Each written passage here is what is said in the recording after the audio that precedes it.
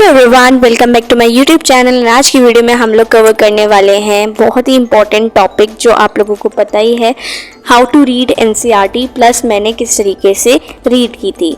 तो सबसे पहले मैंने यहाँ पर आप लोगों के साथ शेयर किया है एसएसटी में हिस्ट्री का पोर्शन। यहाँ पर आप लोग पहले पेज पर देख रहे होंगे कि मैंने कुछ PYQs को मैंने एनालाइज किया है, वो इम्पॉर्टेंट है। पहले ही फर्स्ट ही पेज पे लिख लेना उसको।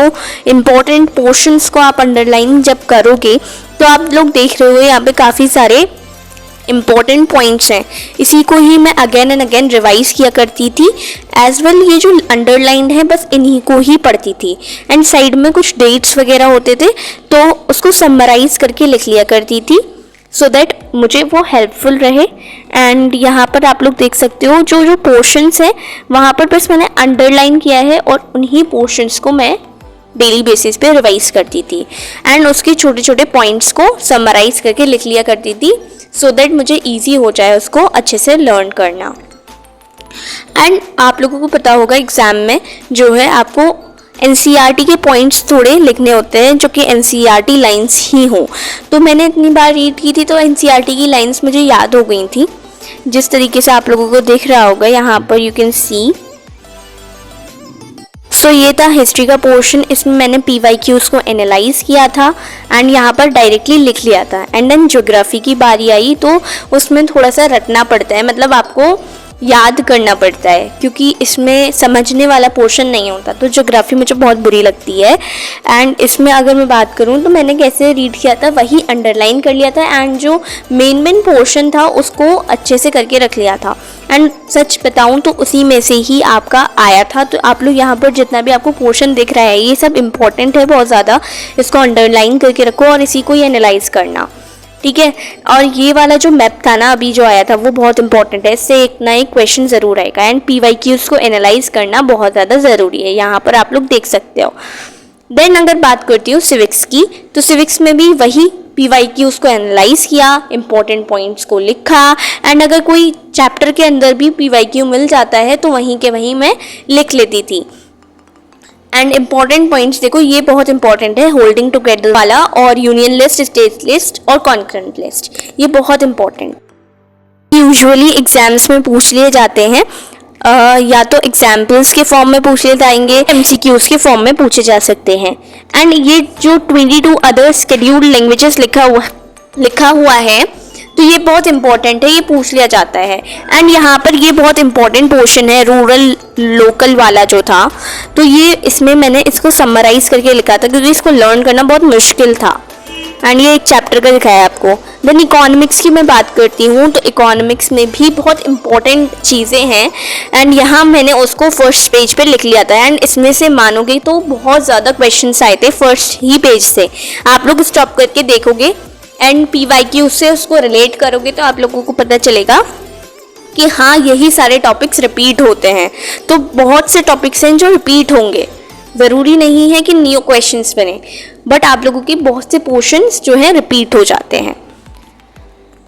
तो ओवरऑल अगर मैं SST के मार्क्स अगर आप लोगों को बताती हूँ तो SST में मेरे आए थे 99 आउट ऑफ 100। तो वो किस तरीके से आप लोगों को दिख रहा है, यहाँ पर मैंने जिसकी डेफिनेशंस नहीं थी वो मैंने डेफिनेशंस लिख के रखी थी पेज पे ही सो दैट जब भी NCERT को मैं रिवाइज करूँ तो मेरे सामने वो पॉइंट्स आते जाएं। अभी आप लोग जो देख रहे हो ये वाला इम्पॉर्टेंट है एग्जाम्पल, ये आप लोगों को पर कैपिटा इनकम या फिर पर कैपिटा इनकम क्यों इम्पॉर्टेंट नहीं है, ये सारे पोर्शंस को समझाने में एग्जाम्पल यूज़ कर सकते हो ये वाला। एंड यहाँ पर जैसे एग्जाम्पल 2 है, इसका ही मैंने ओवरऑल कर साइड से लिख लिया था। तो यही मैं साइंस में भी करती थी एक्टिविटीज़ के पोर्शन को, वो हम देखेंगे अभी। एनालाइज किया PYQ को और लिख लिया कि कौन सा PYQ रहा है। एंड देन अगर साइंस की बात करते हैं तो साइंस में मैंने यही पोर्शन लिख लिया था, कितने मार्क्स का कितना आने वाला है, कितने MCQs आने वाले हैं, कौन सा चैप्टर बहुत इंपॉर्टेंट है, उसको रिवाइज किया और वहीं इंपॉर्टेंट पॉइंट्स भी लिख लिए। एंड इफ़ अगर मैं बात करती हूँ एक्टिविटीज़ को रीड करने का तरीका, तो एक्टिविटीज़ को रीड किया, उसकी वीडियो देखी एक, उसको समझ लिया एंड उसके उसका समराइज करके साइड से लिख लिया इस एक्टिविटी में था क्या। है ना। जैसे यहाँ पर ये आप लोग देख सकते हो जिंक सल्फेट प्लस H2, तो ये सब मैंने समराइज करके लिख रखा है कि सो दैट मैं इसको जल्दी जल्दी रीड करूँ एंड एक्टिविटीज दोबारा दोबारा रीड नहीं करनी पड़े। एंड अगर मैं केमिस्ट्री की बात करती हूँ तो केमिस्ट्री में इंपॉर्टेंट पोर्शन जो रहते हैं वो है एक्टिविटी प्लस इक्वेशंस, तो ये 2 चीज़ें आनी चाहिए, तो केमिस्ट्री आप लोगों की बहुत अच्छी है। एंड देन अगर बात करते हैं बायोलॉजी, तो उसमें बस आपको थ्योरी आनी चाहिए, वो हो जाएगा। उसके बाद फिजिक्स में न्यूमेरिकल्स आनी चाहिए, लेंस वाला जो चैप्टर है ना, लाइट वाला, वो वाला बहुत इंपॉर्टेंट है। देन अगर हम मूव करते हैं मैथ्स पे, तो मैथ्स में मेरे आए थे 100 आउट ऑफ 100। मैंने हर चैप्टर का टाइमिंग बना रखा था कि ये चैप्टर इतने से इतने मिनट्स में हो जाना चाहिए, सो दैट वहाँ पर बोर्ड के एग्जाम में कुछ भी लेट ना हो, है ना। सो दैट टाइमिंग को मैनेज करना बहुत इंपॉर्टेंट रहता है। बहुत बच्चों का जो है छूट जाता है पेपर, यही वजह से छूटता है बिकॉज वो लोग टाइम को मैनेज नहीं करते हैं। तो if you have a timer, तो उसको अपने पास रखकर मैथ्स को करना। एंड यहाँ पर ये जो मैथ्स के मैंने प्लेलिस्ट लगाई है ये ज़रूर से देख लेना। इसको मैंने 16 मिनट्स में ये चैप्टर कवर किया है और इसमें मैंने समरी भी बताई है किस तरीके से एनसीईआरटी मैथ्स की रीड करनी है, वो बहुत इंपॉर्टेंट है। तो वो रीड ज़रूर, मतलब वो वीडियो ज़रूर से देख लेना, है ना। अगर हम नेक्स्ट भी मूव करते हैं इंग्लिश में, इंग्लिश में ऐसा नहीं है कि आप लोगों को इंग्लिश पे कम ध्यान देना है, इंग्लिश पे ध्यान देना है। बट मेरे आए थे 96 आउट ऑफ 100 इन इंग्लिश। तो इंग्लिश में मैंने ग्रामर एट द टाइम जब आपका बोर्ड्स होते हैं तभी मैंने प्रैक्टिस की थी, क्योंकि ग्रामर में अगर अभी से करने लग जाओगे तो सब भूल जाओगे। तो जैसे पोएम्स हैं, पोएम्स को मैंने कैसे किया, समराइज़ किया, उसे अपने पास उसी बुक पे लिख लिया, उसके राइमिंग स्कीम को लिखा, ये सारे पोर्शंस को मैंने कवर किया था। एंड इस सप्लीमेंट्री को तो बस रीड करना है, आपको स्टोरी पता होनी चाहिए एंड PYQ को एनालाइज करना है। एंड देन अगर बात करते हैं हिंदी की, तो हिंदी में आए थे 97 आउट ऑफ 100। और इसमें भी ऐसा नहीं है कि इसको भी रीड नहीं करना है, रीड सारी चीज़ें करनी है, क्योंकि इक्वली इम्पॉर्टेंट हैं सारे सब्जेक्ट्स।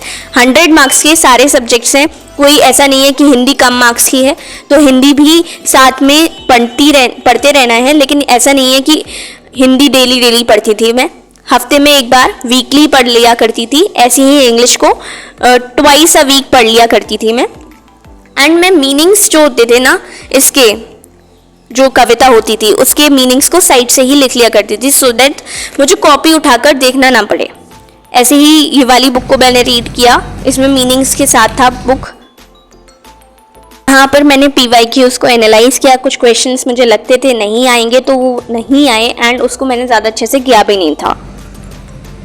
तो यहाँ पर मैं सारे पॉइंट्स को रिपीट करूँगी। सबसे पहले आप लोगों को बुक को डेली रीड करना है, वीकली रीड करना है, और मैथ्स की बुक को छोड़ना नहीं है, उसको भी समरी उसकी रीड करनी है।